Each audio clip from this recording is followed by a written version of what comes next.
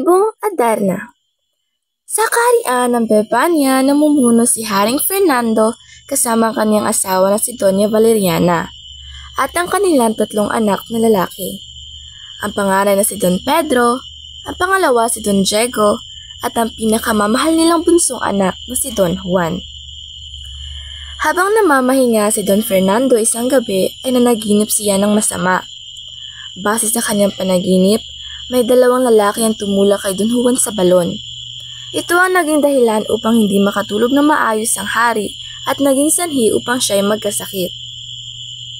Isang medikong paham ang nagsabi na ang sakit ng hari ay bunga ng panagimpan at ang nag-iisang lunas lamang nito ay ang awit ng Ibong Adarna. Ang Ibong Adarna ay matatagpuan sa bundok ng Tabor at ito ay nakadapo sa kumikinang na puno ng Piedras Platas. Sa gabi lamang ito matatagpuan sapagkat nasa burol ito tuwing umaga upang maghanap ng makakain. Unang isinugo ng hari si Don Pedro, ang pangalan niyang anak, upang hanapin ang Ibong Adarna. Ngunit ito ay nabigo. Siya ay nakatulog sa ilalim ng punong Piedras Platas at naging bato sapagkat ito ay naiputan ng Ibong Adarna. Sumunod namang sumubok si Don Diego ngunit nabigo rin ito at naging bato. 3 taon na ang nakalipas at mas lalong lumala ang karamdaman ng hari. Nag-alala ang hari na isugo si Don Juan sapagkat baka maging bato rin siya kagaya ng kaniyang mga kapatid at magkatotoo ang kaniyang panaginip. Nagpumilit si Don Juan kaya walang nagawa ang hari kundi payagan siya. Nagbaon siya ng 5 tinapay at tuwing maka1 buwan lamang kumakain. Pagkatapos ng 4 na buwan, ay narating niya na ang bundok ng Tabor. Sa kaniyang paglalakad ay may nakasalubong siyang isang matandang leproso.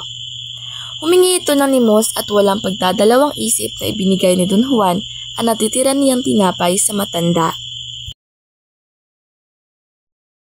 Nalaman ng matanda ang pakay ng prinsipe kaya nagbilin siya na huwag masilaw sa punong kumikinang at sa halip ay tumanaw sa ibaba upang makita ang isang dampa kung saan doon niya makikita ang isang ermitanyo.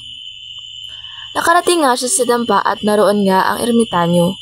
Laking gulat niya na makita sa loob ng dampa ang tinapay na ibinigay niya sa leproso. Buong pagtitiwala na kinig si Don Juan sa ermitanyo. Natuklasan niya na isang engkantado ang Ibong Adarna. Malalim na ang gabi kung ito ay dumapo sa Piedras Platas.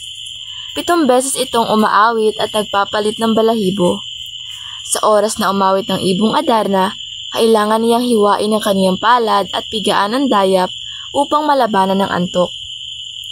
Bago matulog ang ibon ay dudumi ito at kailangan niya itong maiwasan upang hindi maging bato.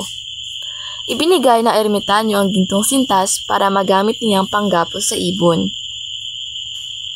Naghintay siyang lumalim ang gabi at sa wakas ay dumating na rin ang Ibong Adarna at dumapo na nga ito sa puno ng Piedras Platas. Ilang minuto pa ang lumipas ay nagsimula na itong umawit at kasunod naman ang pagpalit ng kulay ng kaniyang balahibo.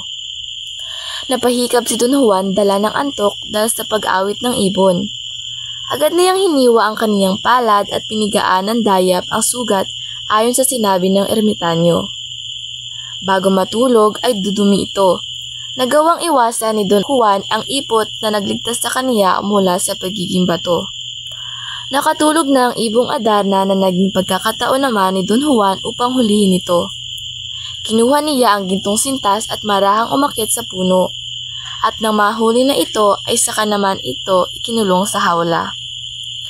Pinuhusan niya ng tubig ang 2 bato tila puntod sa ilalim ng punong Piedras Platas. At ang 2 niyang kapatid ay agad bumalik sa pagkabuhay. Ngunit sa kabila nito, nainggit si Don Pedro kay Don Juan. Sinabi ni Don Juan kay Don Diego ang kaniyang masamang balak sa kaniyang kapatid. Sumang-ayon naman si Don Diego sa masamang balak ni Don Pedro. Pinagtulungan nila si Don Juan hanggang sa mawalan ng malay. Kinuha nila ang Ibong Adarna at dinala sa hari. Gayunpaman, hindi umawit o humuni ang ibon. Samantala naman, si Don Juan na naiwan sa ilalim ng puno ay nagdasal dahil yun na lamang ang kaniyang magagawa dahil sa bugbog na natanggap mula sa 2 kapatid. May matandang tumulong sa kaniya at siya ay hinilot hanggang sa gumaling. Dali-dali siyang umuwi at sa kaniyang pagdating sa kaharian, nagpalit agad ng balahibo ang ibon at umawit. Ang kaniyang awit ay patungkol sa ginawa ng dalawang prinsipe kay Don Juan at gumaling na nga ang hari. Nais ng hari na parusahan ng kaniyang dalawang anak dahil sa ginawa nito kay Don Juan, ngunit nakiusap si Don Juan na huwag na itong ituloy kaya nagbago na ang isip ng hari. Isang gabi habang binabantayan ni Don Juan ng ibong Adarna, siya ay nakatulog at hindi niya namalayan na pinakawalan na ng dalawang prinsipe ang ibon. Lumipad ito papalayo sa kaharian ng Birbania. Lumisan si Don Juan dahil sa takot na siya ang mapagbintangan na nagpakawala sa ibon. Pinahanap siya ng hari at siya ay natagpuan ng kaniyang dalawang kapatid sa Armenia. Sa kanilang paglalakbay pabalik sa kaharian, nakakita sila ng isang balon. Bumaba sila roon ngunit tanging si Don Juan lang na umabot sa ibaba ng balon. Doon niya nakita ang malaking palasyo na gawa sa ginto, na kung saan naroroon ang magagandang prinsesa na si Doña Juana at Leonora. Ngunit sila ay binabantayan ng isang higante at isang serpente. Nagtagumpay si Don Juan na patayin ang higante at ang serpente. Dahil doon, ang dalawang prinsesa ay sumama kay Don Juan palabas ng balon, ngunit naiwan ni Doña Leonora ang kaniyang singsing sa mesa. Binalikan ito ni Don Juan ngunit 10 di pa lamang siya patungo sa ilalim ng balon ay pinutol ni Don Pedro ang lubid. Nahulog si Don Juan sa ibaba ng balon. Inutusan ni Doña Leonora ang kaniyang alagang lobo upang tulungan si Don Juan at sila ay umalis patungo ng Birbania. Nang nakarating sila sa Birbania, nagpakasal si Don Diego kay Doña Juana.